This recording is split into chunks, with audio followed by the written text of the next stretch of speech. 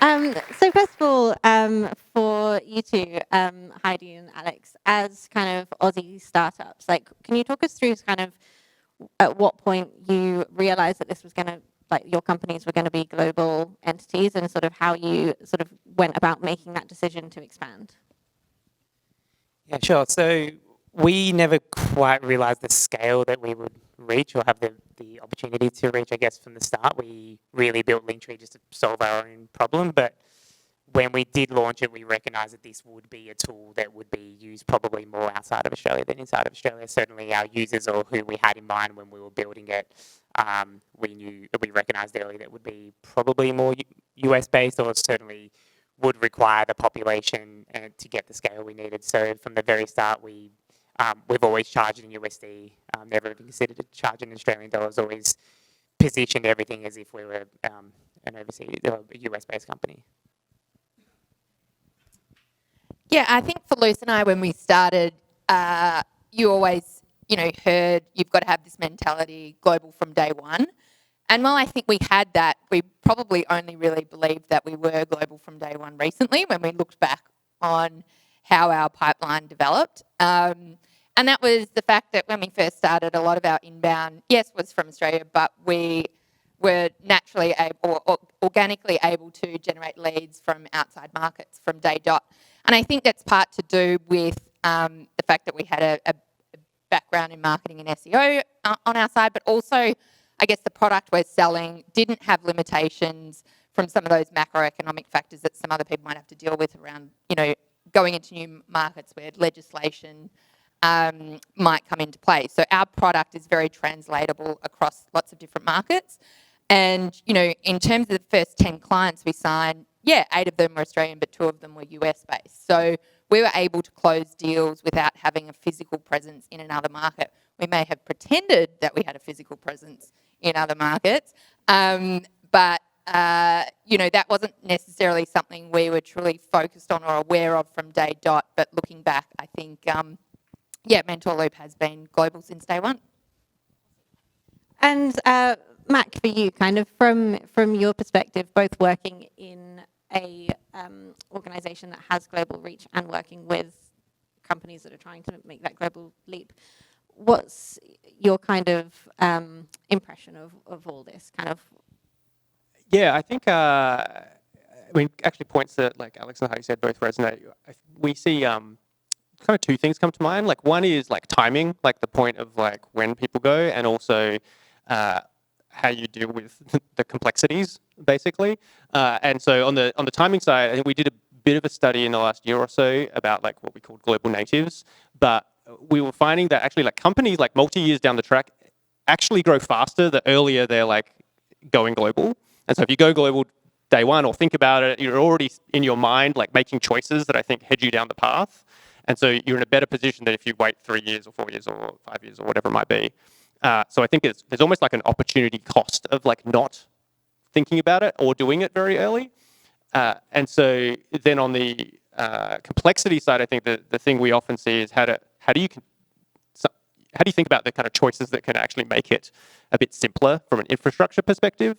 So sometimes there isn't, but a lot of times there are like a lot of regulatory or complexities that get thrown up that you kind of don't expect or you don't factor in. And so, that's part of the stuff we think about a lot, and ideally some things we can kind of help with. So whether it's all the fun and games with European regulation across GDPR or PSD2 or SCA or any other 3 or 4 letter acronym that you choose to create.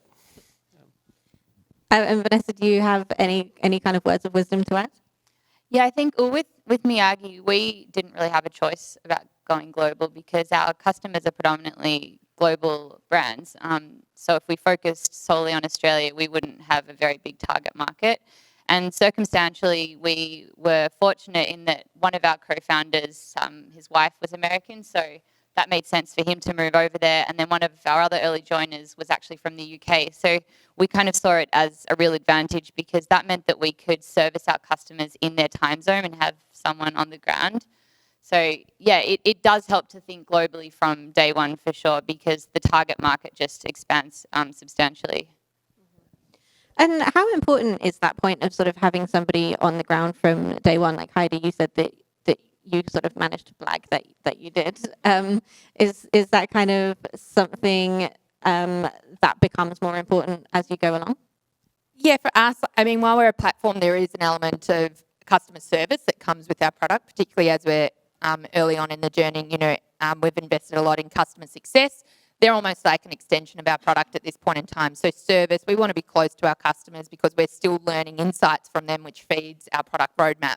So obviously, being here, it's not really a friendly time zone to anywhere except New Zealand. So you're, and it did get to a point for us where it started to become a little bit of a friction point, not just at the sales, but when it came to renewal. And so for us, we made the conscious decision that we did want to go and be in market and have boots on the ground to be closer to our customers. And for that, us, and I think this is kind of interesting, I think for Australian companies, often the focus is to first turn our heads to the US. But for us, the natural first place for us to land was the UK. And that was just predominantly the data was telling us, we were over-indexing on leads from the UK, and we were able to close bigger deals faster than anywhere else. So for us, that became, I guess, the natural first step for us. And so we spent last year basically leading up to putting boots on the ground, because in talking to other people that had gone to market, it was about making sure we set our person up for success. So don't put them in cold, but build pipeline, do a few trips, set them up for success, because it's going to take them a while to get traction. So I think, we had really good advice from other people that had been there and done this before us, and that really informed our strategy in going to the UK market. I was just going to jump in. I think there was like a couple of things we see that are really interesting. Like I think Alex, you made a good point that some kinds of companies you can like just pretend to be international, so you can present in USD, you don't look like you're Australian and all that sort of stuff. But the people part, somewhat, I find often kind of come back to like knowing what kind of company you are. And I think we talked a little bit about this, about the different kind of business models, because let's just take SaaS for a second. Like you go, oh, we're a SaaS company. It's like, yeah, but there's like different kinds of SaaS companies. Like you can be really self-serve, lead gen, and like, now you can just reach anyone, like, Heidi mentioned.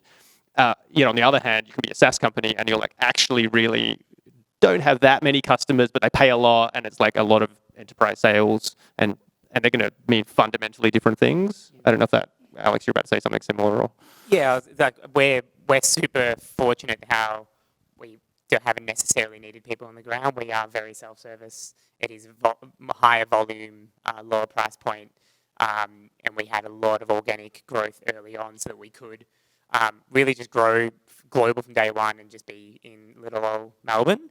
We have placed someone on the ground in the States now who's sales and partnerships, but really he's just giving things away for free, which is basically working with major celebrities and brands and talent agencies and making sure they're using the platform and just helping them use it in the best, with best practice. But that just, again, with it being such a product that so many people see when people share the link, it's just really important that people are using it in the best way, and then people sign up globally, and we can really track that off the back of major celebrities signing up, and then be able to track how many people signed up based on them seeing that. So we were, from the very start, we really just focused on building a bigger brand and reaching as many people as possible, and making more product decisions than marketing decisions, in terms of making it a tool that people would want to use, even the free version, so that they share it globally and people see it, and we can avoid us having to put people on the ground. Yeah, I think that's something that we spoke about yesterday. If you think about, I guess, product-led growth versus sales-led growth, Myagi is very sales-led at the moment. I mean, we are trying to sort of shift that a little bit to be more product-led, but if you are sales-led, then it does help to have someone on the ground, because it usually lends itself better to enterprise sales, where it's a lot of relationship building and you have to figure out who in the organization you need to speak to, and that takes quite a long time. And to do that from Melbourne, if you're doing it overseas, it is quite difficult. But if you are product-led and you're doing it all from Melbourne, there are a lot of ways that you can kind of circumvent that, using like local support people. You can use contractors, or we use a really great a company called Your Remote Assistant. So they're assistants based in the Philippines, and they actually work within whatever time zone you want, which I feel very bad for. But they provide support for people in all of our different regions. So yeah, there are definitely ways that you can get around that local support if you don't need someone on the ground doing those relationship-led sales. I was just going to add quickly as well. I think it really depends on the market and obviously the product and the market that you're selling to. In that some markets really care about you being on the ground and face to face, and some don't mind. And for us, early on we had the assumption that no one's really going to want to spend an hour meeting at face to face for a $6 a month product. Like, we're going to rather just kind of look at it, check it out. Hopefully we sell it to them well, and they're going to sign up.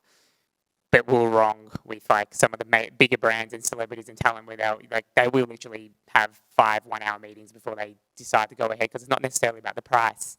It's about whether it's the right product fit and they're going to get the right support and the right technical support to deliver something, a tool that is going to be, such an integral part of their marketing ecosystem. I know you've got another question, but this is just something we're looking at now too. In going to the UK was one thing. For us, the next market is the US, and the US is a big market. And so what we're thinking about too is that there's markets within markets. So where does it make sense as a B2B product that, we're HR tech, our ideal customer is very large corporates with big workforces that, have a problem with retention, engagement. And so that for us is not necessarily Silicon Valley type companies. It's, head offices based in New York. So that's where we might localize some of our efforts when we go there, rather than looking at the US as one big market for us. Awesome. So just to move on a little bit, I obviously speak to a lot of Australian businesses, a lot of Australian startups, and I think often that kind of global mindset seems kind of huge and a little bit almost unattainable. And it's like, yes, that's the pipe dream, but let's focus on this right now. What are the opportunities for Australian business specifically overseas? Is there kind of a route that is an easier way to go, or something that makes Australian businesses special? That's for everyone. Again, I think this comes to us, I guess, being fortunate or really making decisions early on that we would be a tool that would be self-service and can kind of grow anywhere. I think what Heidi, you were saying with being able to find those markets that are actually really suit your product. Again, we're global, but these talent agencies and where we get a lot of growth from is celebrities and talent using it. So we put someone in LA because that's where they can go and actually speak to them and be on the ground and talk to them in that way. And there's so many tools available these days where actually, everyone's really fortunate that to be able to grow a global company now is so much easier than 10 or 20 years ago, where you've got tools like Stripe where you can get to market really quickly with a payment provider that works globally. Software customer support, even services like as product assistants out of the Philippines that you can get to market much cheaper than you used to be able to. So I think really thinking about it from day one and thinking how you can do it, even if there is for us, we're starting to build out more enterprise models, but it still helped us that we started with a really small, easy to use product that enabled people to use it and grow quickly. I feel like Australians are really supportive of each other, and probably the case for all people all over the world. But often when you want to launch in a new city, there's already an Australian company there, or a few Australian companies there that have already established the playbook. And from our experience, most of them are pretty willing to share that with you. And I'd even go as far as saying a lot of them will share desks in their offices, which we've done in Denver, for example. We're establishing a presence there at the moment, and a great company that we know well has given us 4 desks in their office. So I think that's another good way of looking at expanding into new countries, is have a look at which Australian companies are already there and reach out to them, because they're usually pretty open to sharing their experiences. Yeah, I was going to say, I just think to your sort of broader question, I think I don't know how we'd all categorize ourselves as close to B2B companies. And so just to your point on Australians going overseas, the other ones that we see a reasonable clip, and I see a few probably t-shirts that might imply retail in front of me, but brand Australia is kind of very real, and so you see a few things that are riding on the back of we're this is awkward, but like relatively like sparse population, high quality goods that resonate in different ways. So it can resonate to like the US, but it actually can also resonate into Asia. And then that leads you down a whole other path of fun complexity around like lots of things that are like extremely local, like just like money is really local, like how people pay. And so, where those things have to be dealt with as well. But we do see the theme of that as well, separate to the B2B ones. Yeah, for us, it's very important to our DNA that we believe you can build a successful global business from Australia, and we always want to be a headquartered Australian business. And I guess we've sort of leaned into that a little bit in terms of our brand identity and our tone. We're a little bit cheeky, we're a little bit casual, and that's kind of worked well in the UK. But what we're finding is that might not work as well in the US. So we're sort of rethinking our go-to-market there to be slightly different. And also pricing needs to be different in the US for us as well. But in terms of, help as well in going out to global markets and going to the UK, we've had great support from Department of International Trade, which is out of the UK, but they've got a presence here in Australia. They've been fantastic with helping with visas, just putting us in touch with people around, practical things like how to set up a bank account, which is harder than you think. And so, I think this government are really aware about wanting to attract new businesses to their markets. So there is actually a lot of support, both here at, big government level in taking your business global, but also in other countries as well. Yeah, just something to add to that actually. Australia has some really good export grants that you can tap into. So if you have a look at all of those, it's marketing efforts overseas, you get a huge cashback on that. The other thing I was going to say is launching technology in Australia is sometimes perceived as easier. We have a really high adoption rate here, and the market's a lot smaller than the US and the UK. So it's a really good way to sort of test your product out and make sure that it's working before you go overseas. So yeah, I think we're quite fortunate in that respect as well. You just mentioned the size of the market there and the fact that it's a relatively small market, but also with a high adoption rate. Do you think for a lot of businesses, if they want to see kind of real success, they almost have to think outside of Australia? I guess it depends what you classify as real success. I mean, people have different aspirations. For some companies, like if you win the Australian market, that's huge in itself. For companies like Myagi, we're focusing on global brands, so we did need to look globally from day one. But I think it very much depends on the company and what the aspirations are. And sometimes the size of the market in Australia is huge. I think it's about what type of business you're building too. Like if you want to build a business that is eventually venture backed, I think you're limiting your options if you're just thinking about the Australian market. I think a lot of the VCs here are looking for that global from day one mentality. So if you want to raise money, you need to be thinking like that. If you don't want to raise money, then that's a different business and you can still be going global, but I think, that would limit your options as well in raising money. I don't have that much to add. I think everyone covered it really well. Obviously, Australia's a big enough market for certain products. If you're higher, you're charging more and it's less volume, then it's great. You can build an incredible business, and there are many incredible brands and businesses situated in Australia, and just nail Australia. Again, for us, based on the population, the price of our product, we would not have a very good business if we stuck to Australia only.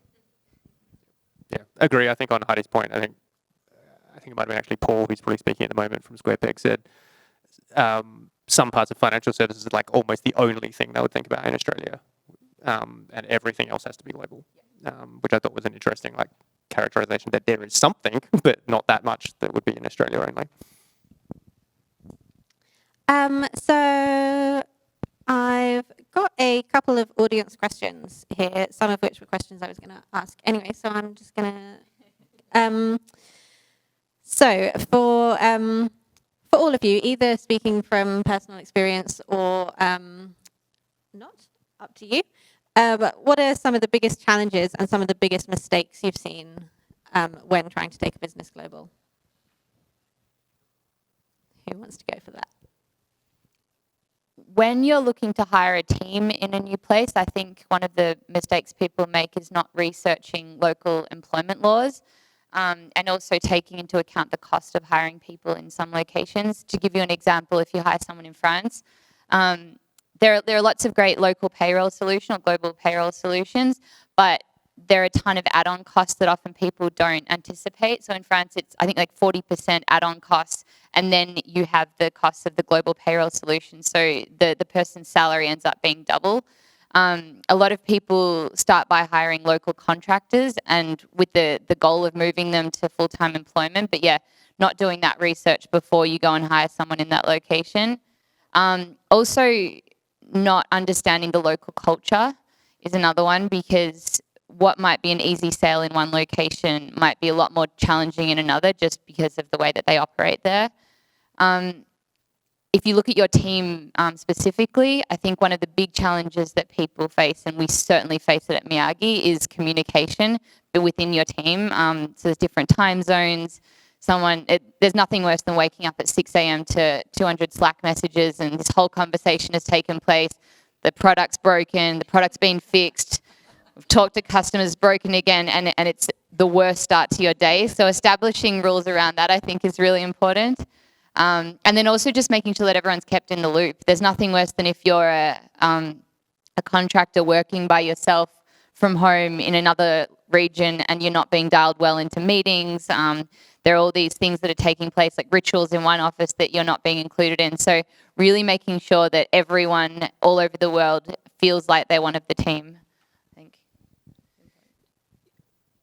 There's a really simple practical issues of time zone where, even when you couldn't schedule Instagram posts, for example, you have to stay up to 3 in the morning or 5 in the morning to post because LA or the US is our major market that we should be posting in, all the way through to, a lot of those kind of cultural problems and employment problems. Even just look at healthcare in the US, and actually being able to employ people properly, or understanding how that whole system works, and getting people on the ground ready. Like, we didn't do all that work beforehand, like you said, in terms of building a pipeline to actually place them, set them up for success. We kind of let them do that and build that, and there's been challenges there because they understand it better than we do, and to not be able to get there over there as often as possible. We've had probably our biggest issue has been scale. Like, when the US comes online or Europe comes online and the traffic skyrockets, and this was prior to us having a really great, amazing engineering team that we currently have. If the platform goes down and we're asleep, that's problematic, and we wake up to very angry users and losing major users. So that, us not being able to be awake and actually monitor these things and just kind of going through that startup phase where we're not resourced up enough to be able to deal with these challenges. That was definitely a lot of learnings all the way through to security. Had a lot of spam issues that just comes with scale, and again, not necessarily resources to deal with it.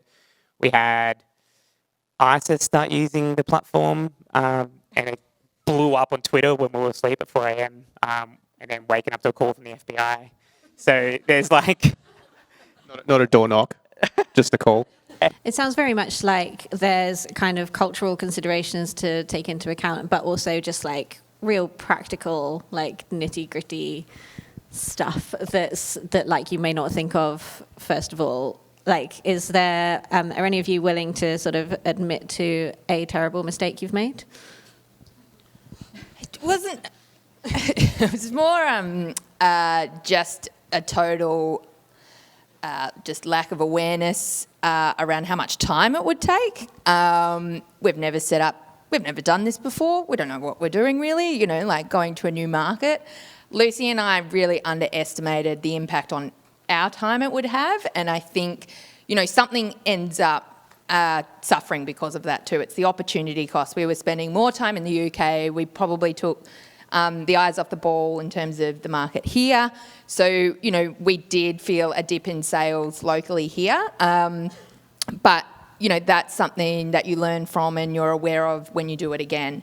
But it isn't, like for us, it was something that we chose to invest, a time in, put a plan together, but we had no idea that it would actually take as much much of our day up as it did. And just the compliance, obviously going to the UK as well, there was the GDPR piece, so we had to get a lot of our house in order.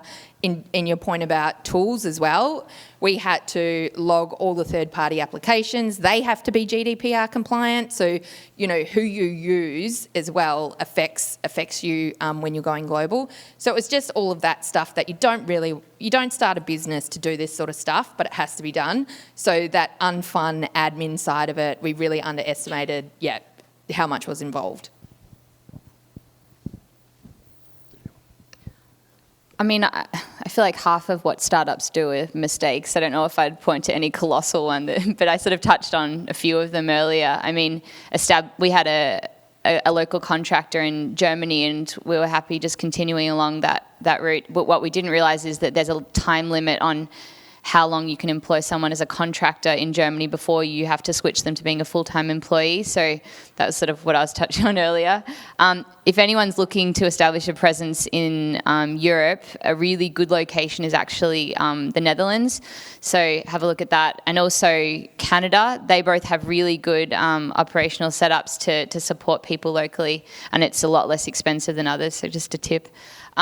The communication piece, we're constantly falling down on that, as I'm sure a lot of global companies are, being more respectful of time zones, and also, forgetting to include people when they should very much be included. Those are a couple of things that I think I'd point to. And a huge one is the healthcare in the US and the millions of regulations there. Like, even when you're interviewing someone in the US, there are like 50 questions that you can't ask. So here you train people on what you should ask. There you're like, don't ask these. One of them, you can't ask anything about salary. So big no-no. Like, there's a lot of things that we weren't aware of in the US that you should be aware of, because over there the repercussions of getting those things wrong are pretty substantial.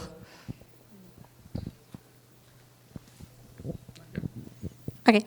Thank you for all your honesty. So this is another question from the audience that I think is quite interesting, from Rodrigo. Do we have Rodrigo?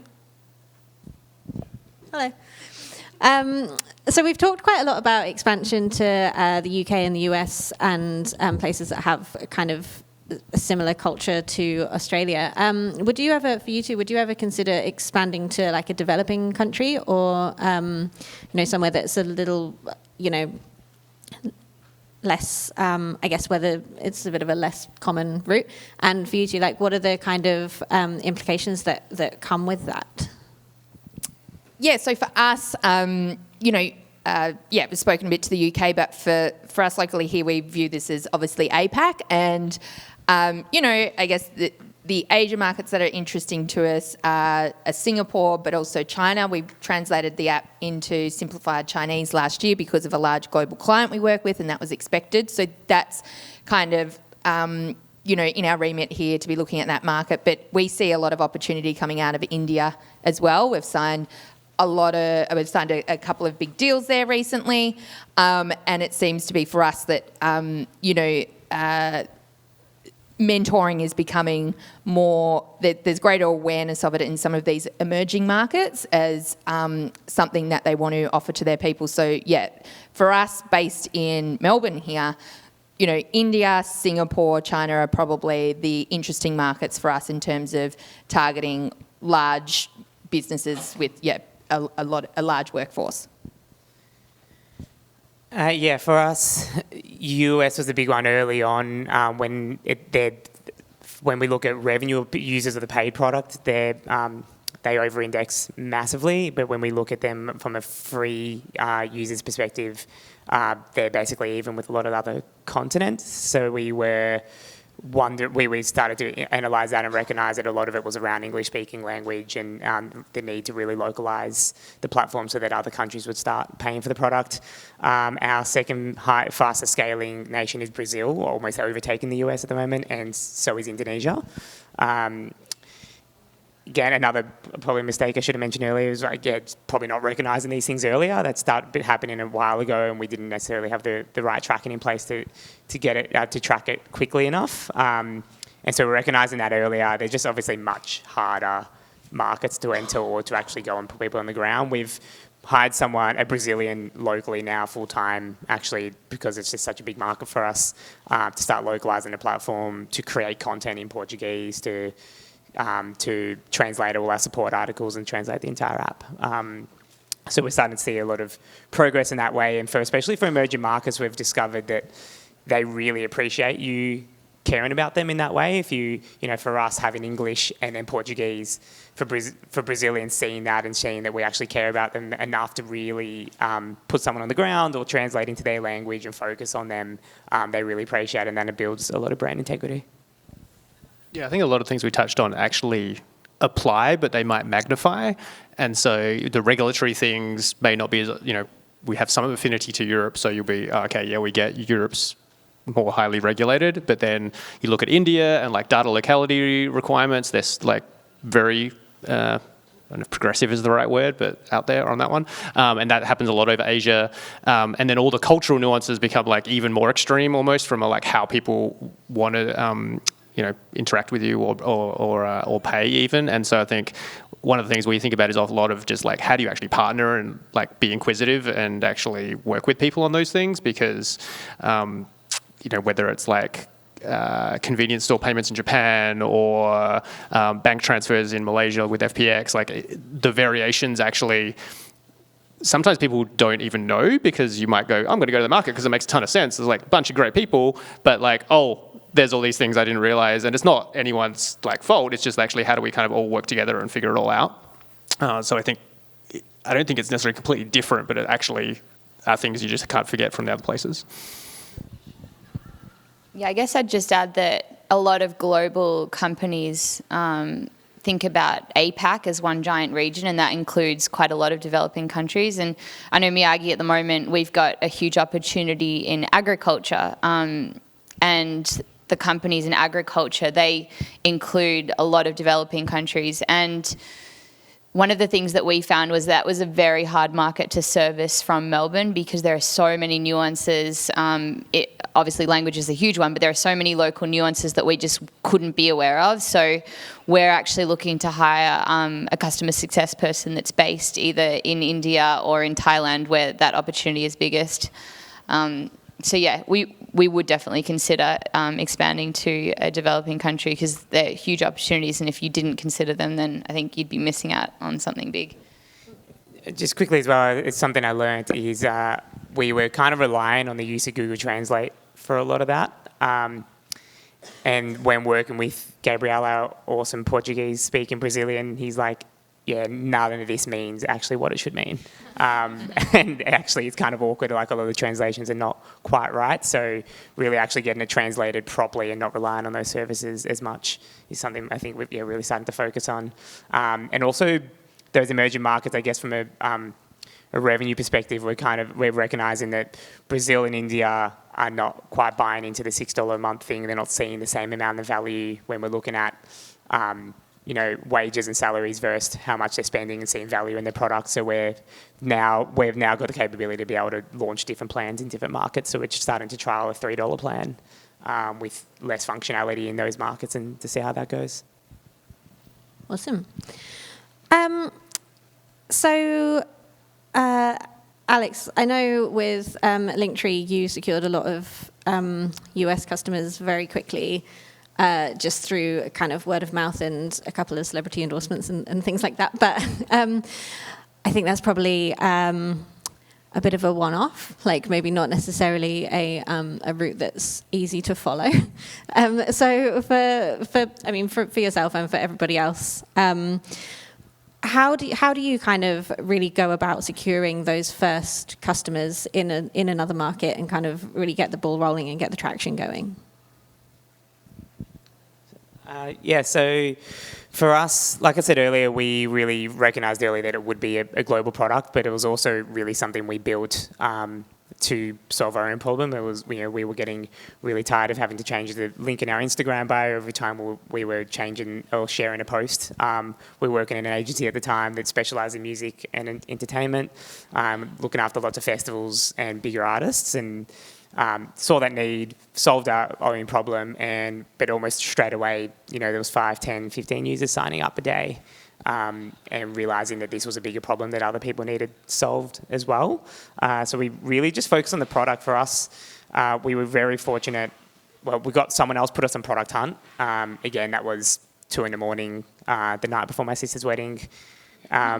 Not ideal. Again, just like spend the whole night. Actually, I was in the bridal party too. It was really good.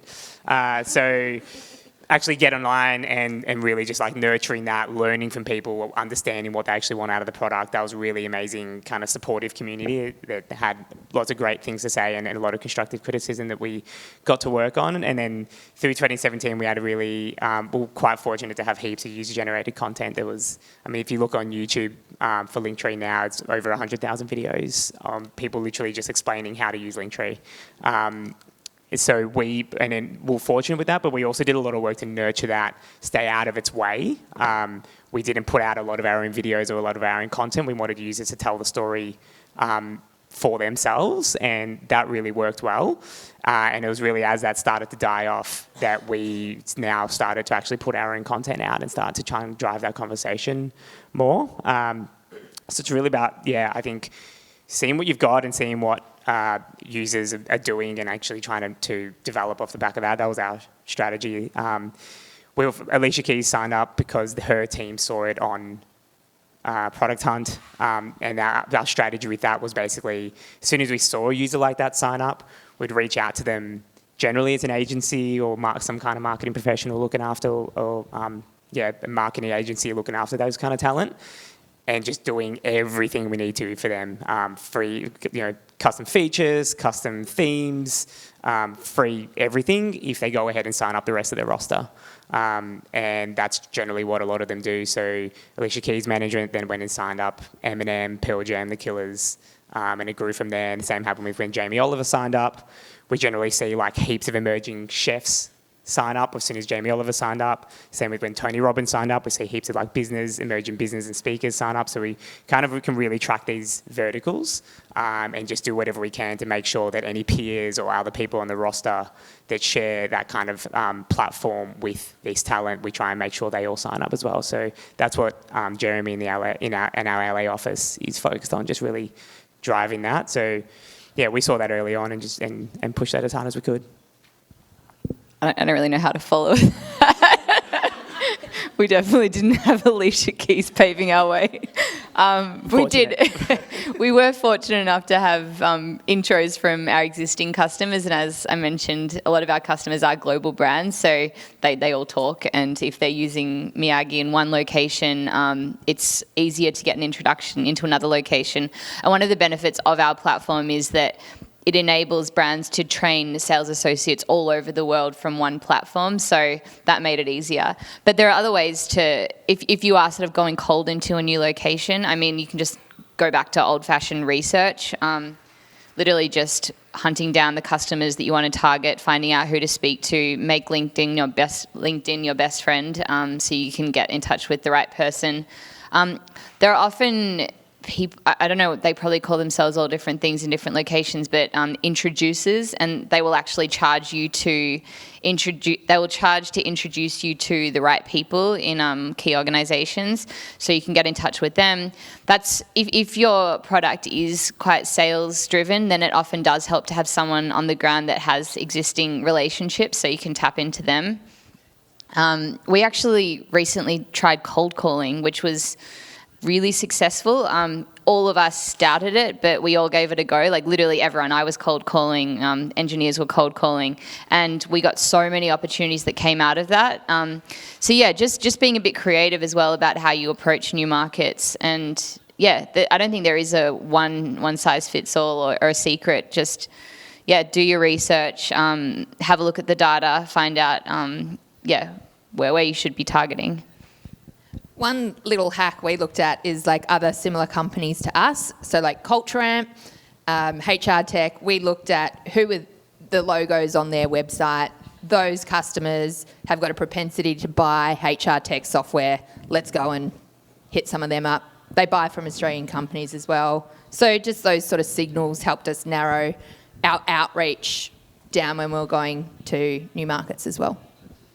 I was just going to say, I love the data point that came out. Like, I think, Heidi, you mentioned it for leads, that you look at where the leads came from, and they came from the UK, and Alex, you had like, oh, look at where all the users came from. And I think using that as a trigger to like follow your nose a little bit is always a great one. And I think we do that a little bit with products as our product gets more complicated, like making sure there's an opportunity for people to sign up and actually express interest. And so if we have that for countries or for products, then we can sort of see, oh, wow, this is like where the demand's coming from. And so, even New Zealand was disproportionately high for us back in the day. Vanessa, I'd love to talk to you afterwards about how you managed to get engineers to actually call people, because that is incredibly impressive. Well, we didn't give them a choice. But I just wanted to add quickly as well. I think we get asked this a little bit about how we kind of scale that quickly, and for me, there's people generally looking for these marketing hacks or like just ways to kind of like turn the screw and it just happens, and it just doesn't happen like that. Like for us, we were extremely fortunate in some areas for the celebrities and those kinds of things, but it's just about the product. For us, we just focused on the product, made sure it's actually a product that people want to use. If the product people want to use and love, they're going to talk about it and they're going to share it and they're going to continue using it. And it's the main thing we focus on, just listen to the users and actually fix the problems or create value for them. And for us, with a free version and a pro version, a paid version, our mentality around it has always been to add value to the pro and never take value away from the free version. So what we see a lot of with freemium products is kind of, we could have very easily limited how many links you get and these kinds of things, but we made sure it was a product that all the free users would still really, really want to use. And if they don't necessarily need to pay for it for the add extra value, that's fine. They're our marketing engine. We didn't start spending money on outbound marketing until about 3 months ago.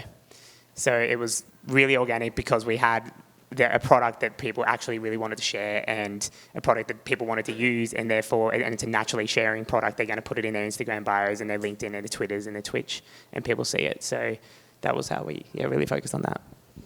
Also, quite a rough way of looking at expanding into new markets and where to target is looking at the search volume. If you've got a niche product and you can find a search term that really closely relates to your product, have a look at the number of searches per month in each location. And if it correlates roughly to population, then that's a good indicator that you should go there. But sometimes you might see this crazy outlier, and that's a good way to sort of figure out where you should be at least exploring launching. Awesome, thank you. So just one more question from me before I hand over to the audience. I've had quite a few more questions coming through. So just really quickly, we've obviously heard so much different, really useful advice, but if, what's sort of the one thing that you would say to a founder? Like if I was to come to you and say, look, I'm thinking of taking my business overseas, what shall I do? What's the one thing that you would say you absolutely have to do this?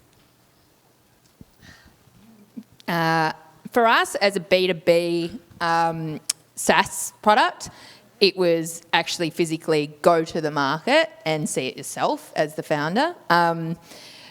Spending time in the market, talking to people, just getting out and about was really useful in how we framed up how we decided to go there. And when I say out and about talking to people, it's talking to customers, it's talking to other founders that have done this before you, it's talking to basically anyone that will have a coffee with you just to get that early insight around the feel and what you might need to do. And for us, that was advice that was given to us from Culture Amp, again, who have been very helpful in our journey along the way.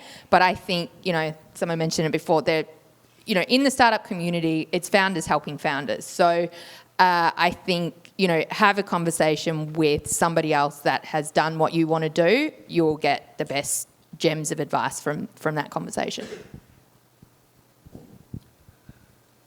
Yeah, I'd echo that. Really talk to your peers and try and get as much advice as you can. It's something we probably didn't do until later. We were just so busy kind of doing things and never really immersed ourselves in the startup community, and have done that a lot lately in the last 6 months, and really wish I did it a lot earlier.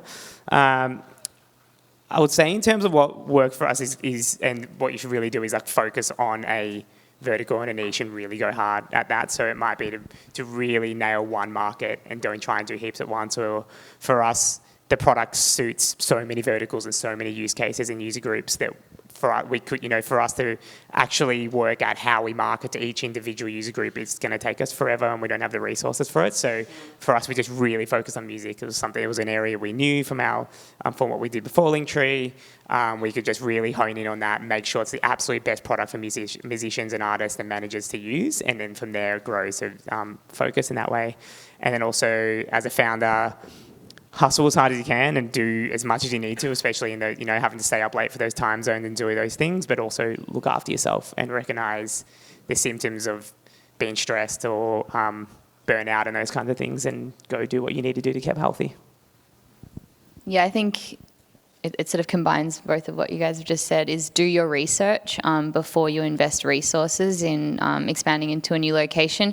Figure out who are the key competitors in that location, why they're being used, why they're not being used, who your target customers are, who are the biggest influencers, regulatory restrictions. Just build a rough playbook so that it makes it a little bit easier when you do have boots on the ground.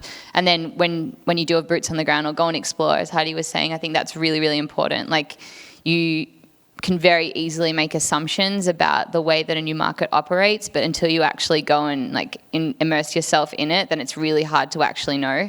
So yeah, do your research, go and experience it for yourself, and yeah, focusing on one niche industry makes that whole process a lot easier, because it's only one thing that you have to figure out, as opposed to understanding the entire market. It's hard to be last. I think I was going to say start early with the idea of surfacing all the complexity, so that the choices that you're making as you go along, because might not literally be the first thing you choose, but they're going to help you when you get there, when you push through. I might just add one real quick thing as well. I think it's about if you're going to go overseas, be really dedicated to it and be prepared to do what you need to do to make it work. We had. This combines all the mistakes. We were in bed. There was an outage at 3 a.m. We didn't notice till 8 a.m. when we woke up. But basically, it was the entire US day.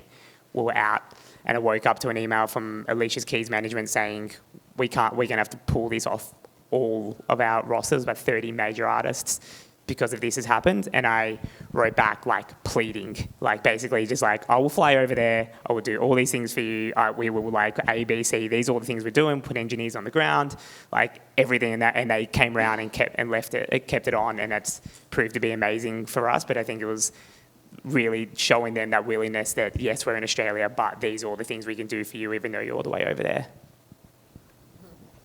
Awesome. I think that kind of quick roundup really sort of shone a light on some of the things that you've talked about, preparation, and also building contacts, and you being ready to put in the hard work, I guess. So I'm just going to hand over to the audience again. I'll run around for you. Oh, thank you. Oh, actually, some of these are anonymous, so they don't want to. Oh, here's one. Here we go. Turn me on. Oh, I'm turned on. Thank you. I mean.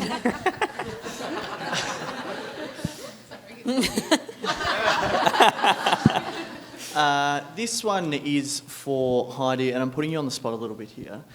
My name's Sebastian. I work at a company called Yaktrack, and we're also a HR tech. You mentioned that networking and having a coffee with anyone who'll sit down with you and have a coffee. Can we have a coffee? Absolutely, especially as a co-founder of a mentoring app, I find it very difficult I thought you might. to publicly say, no, it's not good for the brand. That's So why yes, I did of it course. here. Absolutely. And look, let me clarify. I think early on you can have coffee with too many people, but I think, the point was as well, it's not just about sitting down with founders and customers. There's other people that you can talk to in those markets that can give great insights, whether it's from government as well. So, yes, more than happy. I'll catch you afterwards and I'll give you my card. Thank you. I'll make sure she doesn't leave, don't worry. Love it. Another one over here. By the way, can I ask a question on that? Maybe because obviously we go I feel like I've been at Stripe for 4.5 years, so we go through stages, but do you still do it? It's not just at the start, right? You're going to have another problem in a year or 2 years or 3 years, right? Yeah. I mean, look, now I'm selling mentoring. But look, we firmly believe that, you never stop learning. So, and I find it's helpful still playing a role of both mentee and mentor, because often I'm sitting there saying, you know, relaying an experience we had or what we did, and you often hear something and you're like, oh, I actually need to go back and do that. You're giving someone some advice, but you're like, that's actually a good reminder for me. So I always find in these conversations there's probably something you're doing that's really interesting. Like, it's a two-way street. It's very reciprocal. So there's a huge amount of value in catching up with people still for us. Yeah. Just something to add to that. If you do reach out to someone and ask to have coffee with them, it's really helpful if you come prepared with specific questions rather than, hi, can I pick your brain? Because usually the people that you're catching up with are really busy and they want to help, but you need to make that easy for them. So yeah, do your research and come in knowing what you want to get out of that catch up. Say you want a 30-minute meeting and it's these 3 things you want to talk about, and it's hard for people to say no. Hey guys, my name is Blair. I'm a product manager from PSMA. I had a question about when you're breaking into a new market, be it a vertical or geographic, how important do you feel it is to take your customers along kind of on the journey of your company or product's growth in that area, kind of specific to their kind of needs? So I guess an example of this being one for you, Mac, for say Stripe billing in Australia. Thanks. Something like the timeliness of, I don't know, like direct debit or like a feature like that. How do you kind of go about making sure that your customers and the audience in that kind of geographic know that they're kind of, or how do you kind of keep them along for the ride? Yeah, so I think, I suppose we're lucky that we have people here. So that's one thing that we want to engage in the market. The second thing I'd say, which is maybe a very specific answer, is you mentioned direct debits. We should talk. May not be on. I won't say anymore. It's not on the website. And I think we have that in all markets. Like, every market always has more depth. And so I'm sure people have other comments about this on their products. But when I think about it, it's like, you know, that's one example. I could probably think of like 10 more where like I have a very long like product list of stuff I track with our product team and disproportionately care. And that's just me for Australia and New Zealand. But it probably comes back a bit like what matters for like the target market. So combining like, oh, have we got a vertical or a segment, or how do you define it? And so often we'll think of technology companies or ambitious companies that are actually trying to build products, and what do they need that we need to get there first? And because we don't actually, like, obviously we do a ton of cards, but we don't think of that as the primary thing. So we launched Malaysia with FBX. We talk about bank debits. We have bank debits. We have a bunch of other stuff in different markets. And so in some ways, there's always going to be a journey. We do want to make sure we've got enough for the right target to start with to help, and then we'll evolve. The other thing is we always want things to be faster as well. So, you know, we're trying and always trying to accelerate, even with more people. So hopefully that somewhat helped. But awesome. Thanks. Yeah, grab Steph or me, and we're happy to chat. Thank you very much. Have we got another one? Do we have any more questions from the audience? I can feel one. There it is. I can feel it. You got the vibe. Can you talk a bit about copycat companies? So I think, Alex, we've spoken about this before, but one of the things I noticed coming to Australia is like there's always like there's a Rent the Runway for Australia, there's an Away for Australia. Like, how do you think about when you're going global? How do you think about kind of trying to stave off that competitive landscape? Yeah, I'm still looking for a better word than copycat. I always feel like I'm the same. We get it a lot. So when you look at Linktree, it just looks like a simple list of links. And engineers like in school, like, oh, I'm going to try and do this. And for us, a lot of the complexity under the hood in terms of like the features and the functionality that we're currently building, and even the way it works now, but also from the infrastructure, we're serving over 150 million uniques a month. And for I guess in Australia, there's a huge amount of companies that are dealing with that kind of traffic, and for us to be able to deal with that. But overseas, there was a copycat that basically was an exact rip-off of it that popped up in Russia. We reached out to them. Linktree then got banned in Russia 3 days later. Like, literally the entire country wasn't able to access Linktree for about a year. And we had no idea how to get around that. Like, who do you email? Who do you call in Russia to try and solve that problem? And we kind of just left it because we were scaling so many other countries. And then we realized that when Russia came back online, it's a really big market that we should really care about. Like, it was 3,000 or 4,000 signups a day coming through from there. So, but we're getting a lot of it. Like, there was one that popped up in Middle America somewhere. It was literally, again, a rip-off to the point where our ABN was still in their terms and conditions. We've seen that 2 or 3 times. And when it's overseas, you don't have that much legal recourse. Like, you can email them. They can either get scared or they don't. But for the way we really look at competitors, especially with like that, there's 2 or 3 that are starting to do some really great innovative things, and they're the ones we're watching. For those that are really just copying, we know they're not going to innovate. All they're doing is following what we're doing. Whilst we're watching them, we're not too concerned about it. And for us, we really go by the mantra that if the day that they stop copying us is when we should be worried, because that means we're no longer innovating. So it's fine for them to go ahead and do that. Probably have time for one more very, very quick question. I can feel it. It's Oh, over there. there's Yes, other way. that's what I said. I'm coming. Hi, I'm Linda. I'm from Almo Milk. We make Australian almond milk, slightly different from tech. But wanting to actually ask whether or not recently anyone's been impacted by events in Asia, whether it's Hong Kong or coronavirus. We're certainly seeing a lot more volatility and changes both politically, economically, and that's sort of figuring out, well, how do we plan and manage expansion? Has anything like that impacted you, whether it's changes in political or legal regulations, and how have you sort of built that into your strategy moving forward? Yeah, I guess as a startup, you've got the advantage that you can be agile, and also as the founder of a relatively small team, you're quick to be able to make the decision and you can make it happen. So that's one advantage. For us, the big thing for us last year was going to the UK, and obviously a lot of uncertainty around GDPR. And we did some press last year wanting to talk about, this is an exciting move, blah, blah, blah. And everyone just wanted to talk about GDPR. Not GDPR, Brexit.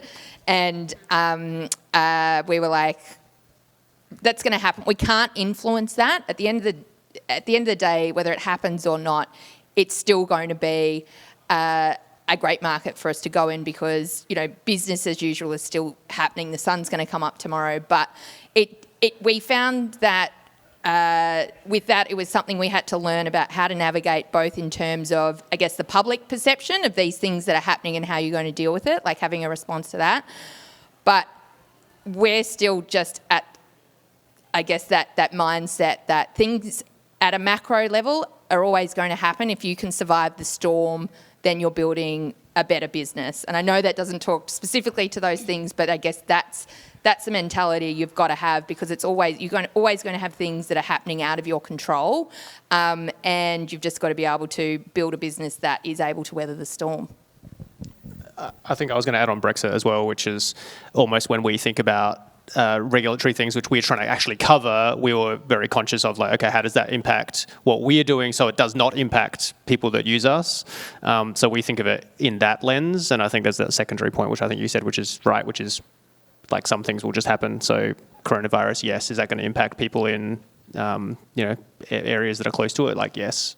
And how do you kind of, I don't know if you can kind of prepare for it, be comfortable with rolling with some of those things, and yeah. Yeah, I think, there's not a ton that you can do to prepare for these big macro events, but it's helpful often to watch what other larger companies are doing to respond to that and then just copy them. Not copycat way, in a positive way. Like with GDPR, at first no one really knew how to approach it or how to respond to it. So we just kept an eye on what other similar companies or just other SaaS companies were responding, and then kind of did the same as what they were doing. Because usually these big macro events affect everyone in the same way or a similar way. So you're just learning what other people are doing and learning from the companies that have more resources to plan and to do the research and respond accordingly. Yeah, and for us, it hasn't affected us because it's a smaller price product. I think some bigger price products or higher price products probably affected more. But one thing that I've learned is that a lot of these things are a moment in time, and like you said, things move on. Perfect example, GDPR. It was like the only thing anyone would be talking about. You would get 1 million policy update emails a day. You'd get it was the only thing anyone was concerned about. We spent weeks preparing for it. We did this form that, this legal form that you have to have for people to be able to sign up to say that you want them to delete the data. We had 500 people in the first 2 days request that data be deleted, and we've had one since those first 2 days. It's like this hysteria around that everyone gets really and cares about it heaps, and then it's like as soon as the next news piece comes along, they're forgotten entirely.